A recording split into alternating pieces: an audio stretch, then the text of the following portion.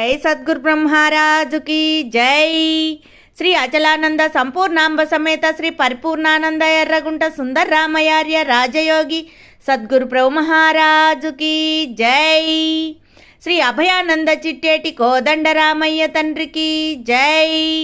శ్రీకృష్ణ దేశికేంద్రుల వారిచే విరచితంబైన క్షరాక్షరోపాధి ద్వైదోషరహిత పరమతత్వ కందపద్యములు 183, 184. సాధారణముగదల్పకు మీ ధర మానవుల బిల్చి ఈ బోధను భల్మేదానిది యాచించిన బోధించుము వద్దులో భబుద్ధి సుబుద్ధి. ఏ బోధ శిష్యులకు గల యా బాధల నణచివేసునదే సద్బోధవు. ఆ బోధ ఏది అని నను ఈ బోధ సుమ్మిది ఇక విడువకుమీ. జై నిజ గురుభ్యో నమ. జై నిజ గురు అనుభవానందాయ నమ. శ్రీమద్భాగవత కృష్ణ దేశికేంద్రుల వారిచే విరచితమైన కందపద్యముల నుండి 183, 184 కందపద్యాలను ఈరోజు ముచ్చటించుకుంటూ ఉన్నాం. 183వ కందపద్యం. చక్కని నీతిని ప్రబోధిస్తూ ఉన్నారు కృష్ణ దేశికేంద్రుల వారు. శిష్యుడు ఎలా ఉండాలి అనేటువంటి విషయాన్ని, నాయనా శిష్య, సాధారణముగా జల్పకు మీ ధర మానవుల బిల్చి ఈ బోధను బల్మేధానిది యాచించినా బోధించుము వద్దులోవ బుద్ధి సుబుద్ధి. సరైనటువంటి బుద్ధి కలిగినటువంటి వాడా, ధీమతి అయినటువంటి వాడా, సశిష్యుడా, కొందరి వద్ద లోభబుద్ధితో పిసనారితనంతో ప్రదర్శించుకు. కొందరికి ఈ బోధను చెప్పకు, సాధారణముగా జల్పకు, ఏదో మామూలు విషయం అన్నట్లుగా తెల్పకు. తెలిపినా నిష్ప్రయోజనం శిష్య. వారు దాన్ని అందుకోలేరు నాయన. వారు అహం సహితులైనటువంటి వారు, నిరంతరము నేనే సర్వము అనేటువంటి దానిలో ఉండేటువంటి వారికి ఇది తెలిపినా కూడా వారు అందుకోలేరు శిష్య. వారు మారరు నాయన. కాబట్టి వారికి సాధారణంగా జల్పకు. మీ ధర మానవుల పిలిచి, అందరినీ పిలిచి, ఇదో నేను ఈ బోధ చెప్తున్నాను, మత్ గురుదేవుల ద్వారా నేను గ్రహించాను అని అందరికీ నీవు అందరినీ రావించుకుని వారికి చెప్పకు. చెప్పినా ప్రయోజనం లేదు. అందుకే ఎలా అంటే, సుబుద్ధి ఓ శిష్య, ఈ ధరలో అందరినీ పిలిచి ఈ బోధను సాధారణంగా తెల్పకు.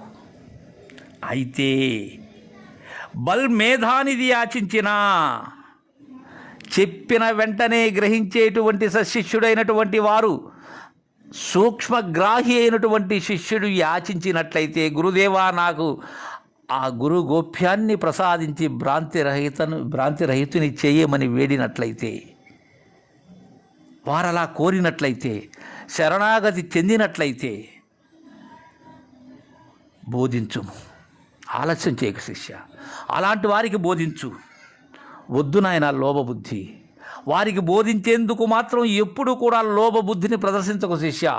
హెచ్చరిస్తున్నాను నాయన, ఆ విధంగా ఉండు. నీకు ఇక లోభబుద్ధి అవసరం లేదు. సుబుద్ధి అని తెలియజేస్తున్నారు. ఎందుకని? ఇది అందరికీ తెలియజేసే అందుకునేటువంటిది కాదు, అందరినీ పిలిచి చెప్పేటువంటిది కాదు ఇది. అయితే గ్రహించేటువంటి సశిష్యుడైనటువంటి వారికి, శరణాగతి నొందినటువంటి వారికి, వారు అడిగినట్లయితే లోభబుద్ధి లేకుండా వారికి బోధించాలి అని తెలియజేశారు. తదుపరి 184వ కందపద్యంలో, ఏ బోధ శిష్యులకు గల యా బాధల నణచివేసు నది సద్బోధవు. ఆ బోధ ఏది అని నను ఈ బోధే సుమ్మి, దీన్ని ఇక విడువకుమి. దీన్ని విడువకుమి నాయన, దీన్ని ఏనాడు విడువకు. ఎందుకని? ఏ బోధ అయితే శిష్యులకు ఉండబడేటువంటి బాధలు, ఏం బాధలు శిష్యులకు ఉండబడేటువంటివి? షడూర్ములే బాధలు, జనన మరణములు, శోకమోహములు, ఆకలి దప్పికలు అనబడేటువంటివే ఈ మూలము లేని గుర్తిరిగి శరీరమునకు ఉన్న బాధలు.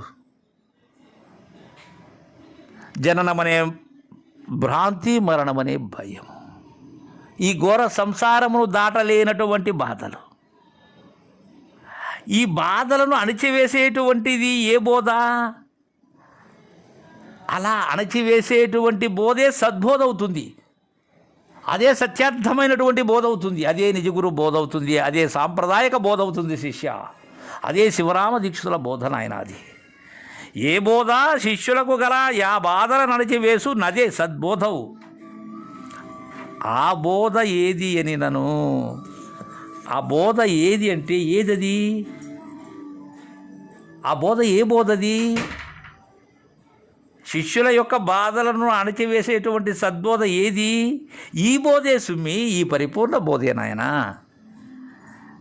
శిష్యునికి కలిగినటువంటి పరితాపములు బాపేటువంటి బోధ ఏదైతే సద్బోధ అని చెప్పానో ఆ బోధ ఏది అన్నట్లయితే ఆ బోధ మద్గురుదేవులు నాకు అందజేసినటువంటి ఈ పరిపూర్ణ బోధే సుమ్మి, ఇదే నాయన. దీన్ని ఇక విడువకుమి. దీన్ని ఏనాడు కూడా నేను చెప్పిన తెరంగుగా ఆచరిస్తూ నిన్ను ఆశ్రయించినటువంటి వారికి దీనికి అందించు శిష్య. దీన్ని విడువకు నాయన. దీన్ని ఎప్పుడు కూడా నీ దరికి చేరినటువంటి వారికి, ఆ మేధానిధులకు, నిన్ను యాచించినటువంటి వారికి బోధించు. ఇది శిష్యులకు ఉండబడేటువంటి బాధలనన్నిటినీ కూడా అణచివేసేటువంటిది నాయన ఈ సద్బోధ. అలాంటిదే సద్బోధ అవుతుంది. అలాంటి బోధ ఏది అని అన్నట్లయితే అది ఈ పరిపూర్ణ బోధే అని చక్కగా మనకు కృష్ణప్రభు దేశికేంద్ర వారు తెలియజేశారు. జై గురుదేవా.